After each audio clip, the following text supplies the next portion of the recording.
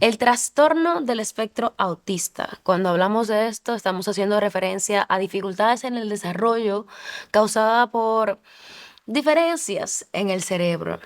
Las personas que se encuentran dentro de este espectro tienden a tener ciertas diferencias o problemas de comunicación, problemas de interacción social, comportamientos o intereses repetitivos o intereses muy restrictivos, muy restringidos. En nuestro conversatorio de hoy con la fonoaudióloga de neurotraining, Natalie, hablamos específicamente de cómo abordar los problemas de comunicación a través de la terapia del lenguaje. ¿Qué esperar de la terapia del lenguaje? ¿Con cuáles expectativas se llega y cómo se aterrizan esas expectativas? ¿Cómo se aborda? ¿Cómo se aborda la terapia del lenguaje dependiendo de los niveles, dependiendo del nivel de autismo en el que se encuentra el paciente? Y pues la parte de la psicoeducación para aterrizar las expectativas cuando se está iniciando un tratamiento de este tipo. Para mí fue muy esclarecedor, me gustó mucho la conversación y espero que tú también la disfrutes.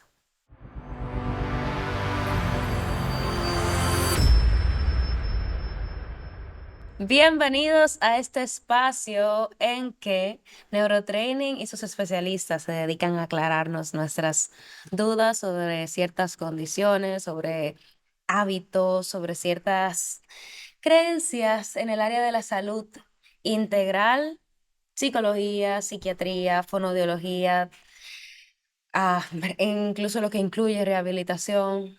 Hoy tenemos nuevamente a nuestra querida Natalie Granados con un tema que viene siendo muy relevante por, por el auge que tiene la condición del autismo en los últimos, no así en los últimos años, porque he escuchado como un aumento, una repetición.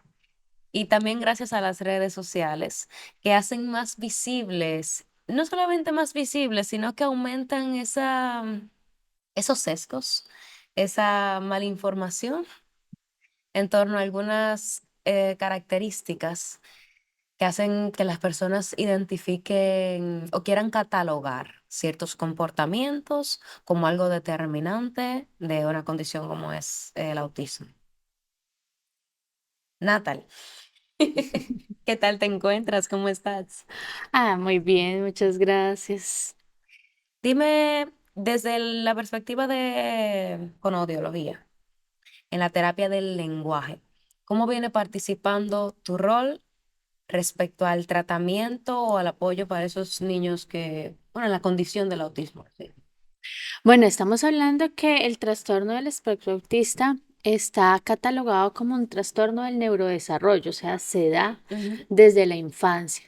Y una de las características o dentro de la definición está que abarca la comunicación social, dificultades en la comunicación social.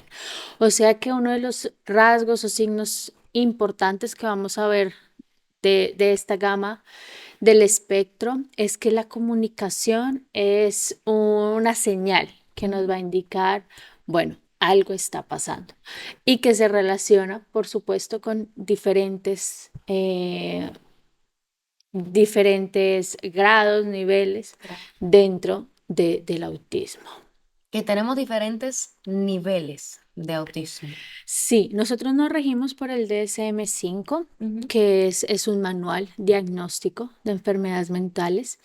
Y los niveles que ahí están plasmados hablan es sobre el tipo de ayudas que se van a necesitar, Ok. tanto de una ayuda parcial, total o una ayuda casi nula. Ujú. Esos son los niveles que hablamos dentro del trastorno del espectro autista. ¿De qué depende eso? Pues es del apoyo externo que tiene o que necesita esa persona para desenvolverse dentro de los contextos. Entonces, no podemos decir que hay niveles que no requieren de un apoyo para comunicación o realmente todos los niveles pueden manifestar cierta dificultad de comunicación.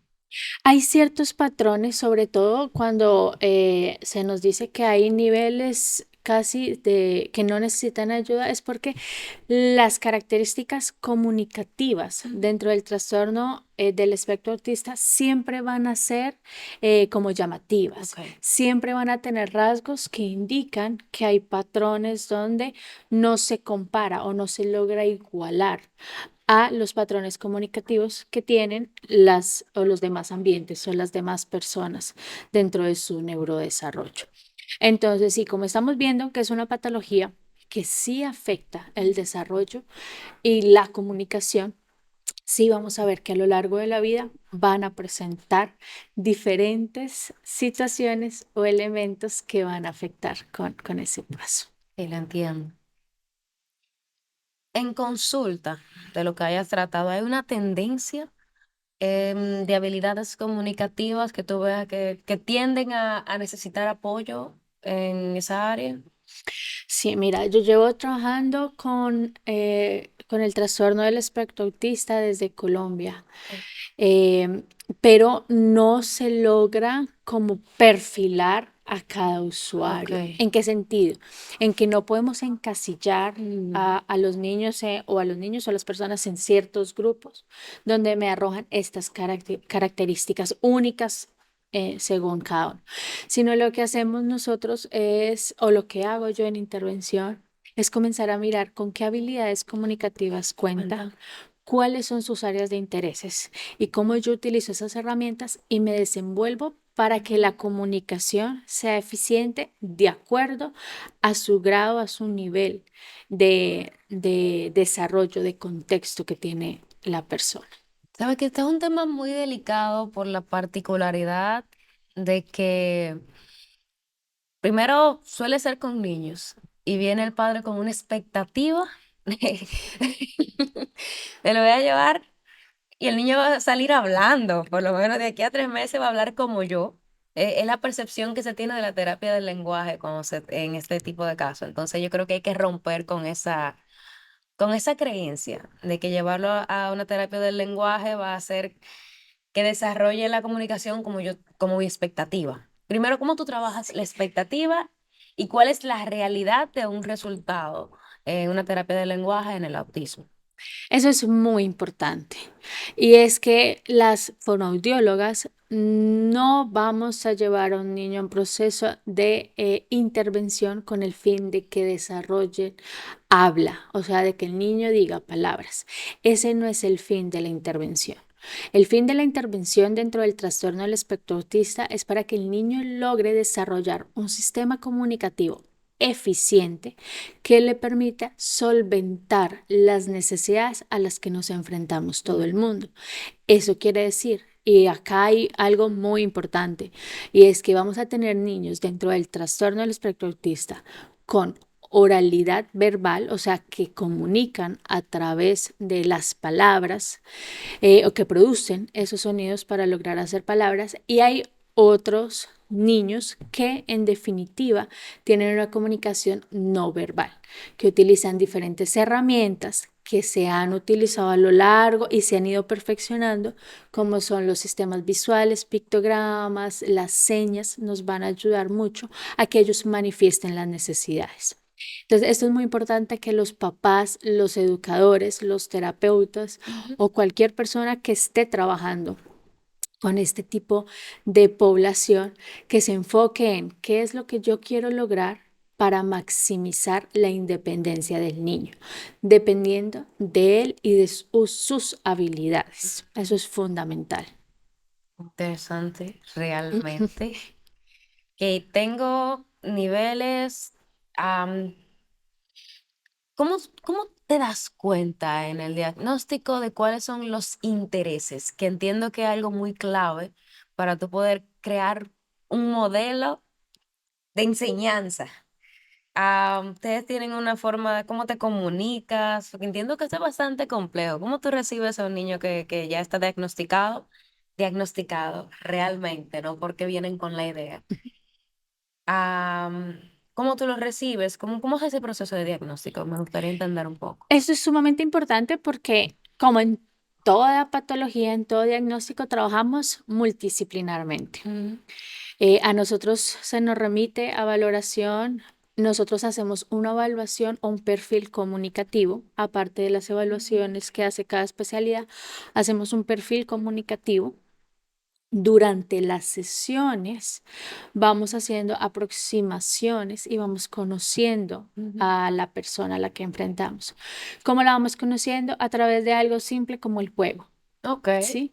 Entonces planteamos diferentes escenarios, jugamos de diferentes formas y vemos cuál es el grado de tolerancia, cuáles son los intereses y cuál, sobre todo, cuál es el tiempo en que los niños logran gestionar esos tiempos de exigencia que yo estoy brindando dentro de la intervención. Entonces, y podemos encontrar, yo ahorita sé que a ti te gusta manejar los carros, pero más adelante los carros ya no los vamos a manejar, sino vamos a trabajar con diferentes formas o diferente interés que puede estar para ese. Y al igual que dentro del espectro autista, como en otros tipos de diagnósticos o de niños que se acercan, es a través del juego. Esa es la herramienta como fundamental para nosotros poder conocer a un niño. ¿Hay algunos factores que sean limitantes o que hagan más difícil el proceso? Sí, en definitiva, sí. Trabajar con una población que no tiene los apoyos necesarios a nivel familiar Uf. va a dificultar los procesos de intervención, porque con la terapia vas a estar cierta cantidad de tiempo durante ciertos días de la semana, pero a la final el niño se desenvuelve la mayoría de tiempo, ¿dónde? En casa En casa o o en en el el colegio. colegio. Ajá. Y si en esos ambientes no abarcamos la interdisciplinaridad, la multidisciplinaridad y entre todos generamos pautas, no va a tener los suficientes recursos el niño para aprender.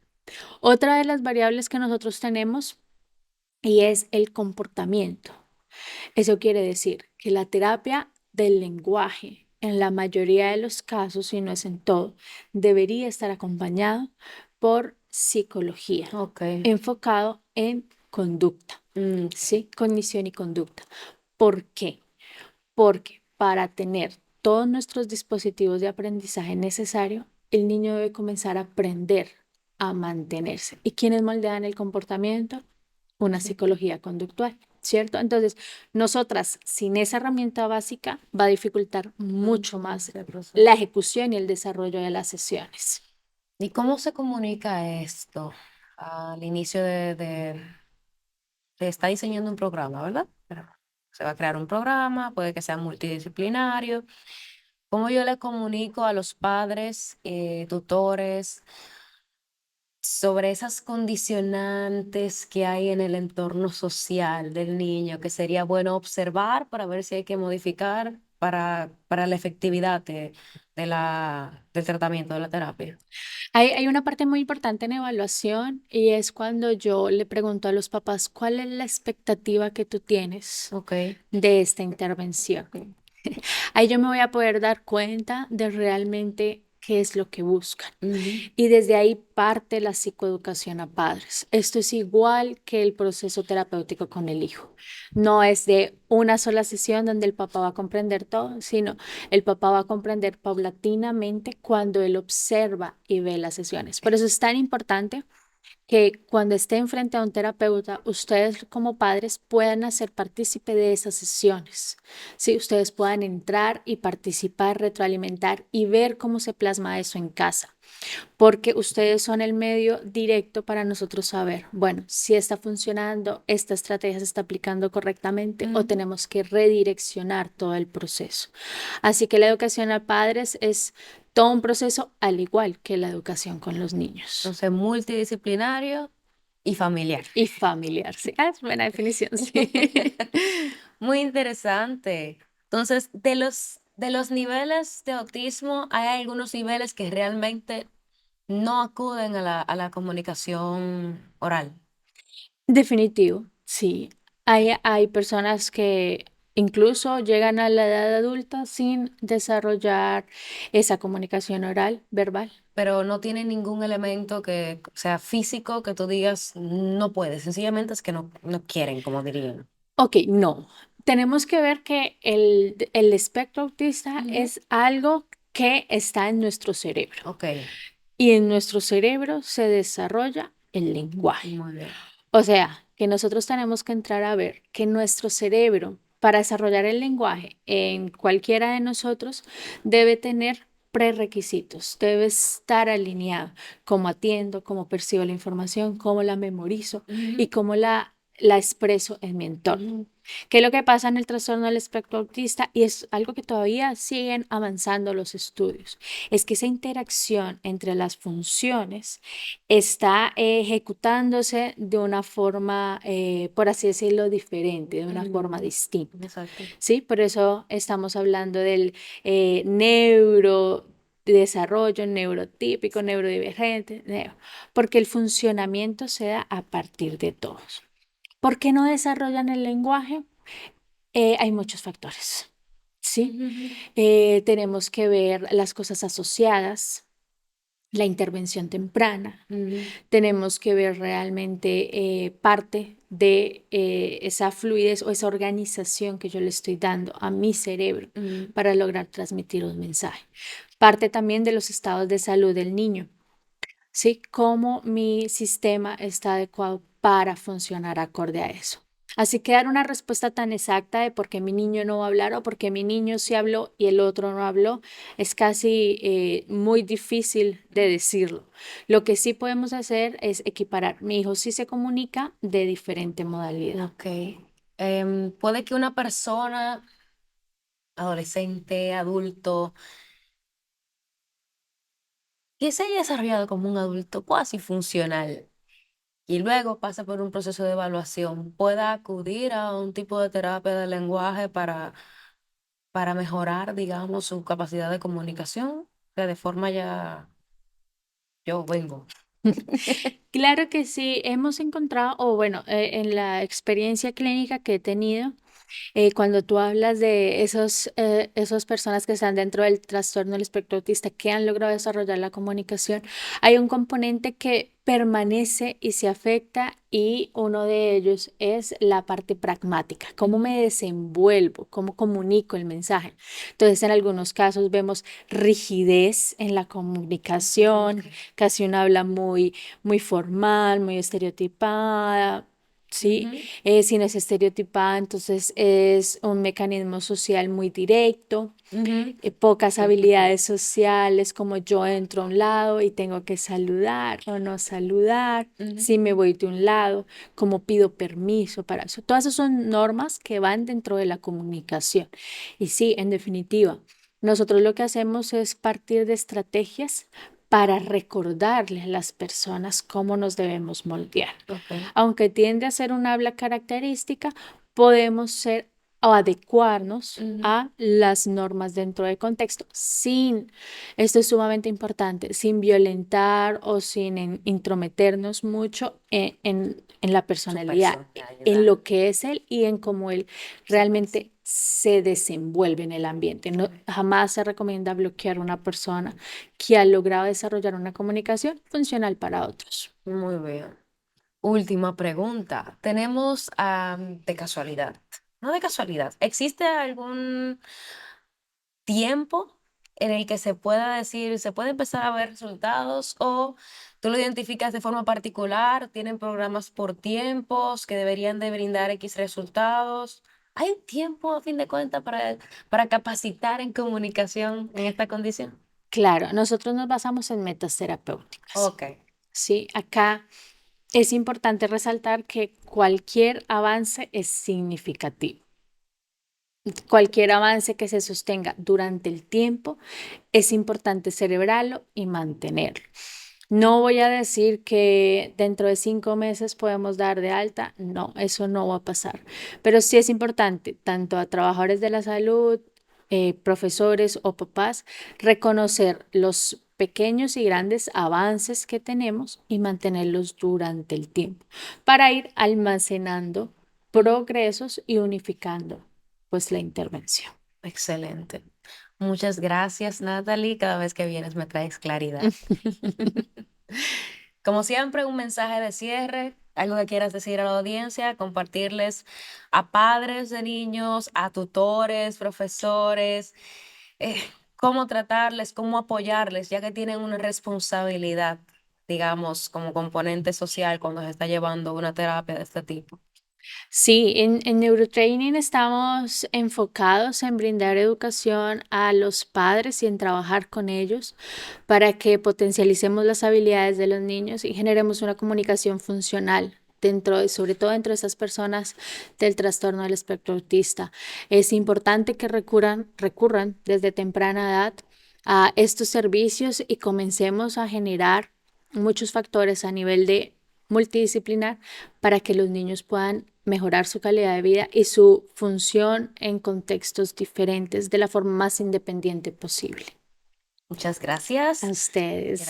Gracias a usted también por quedarse hasta el final. Nos vemos en la próxima.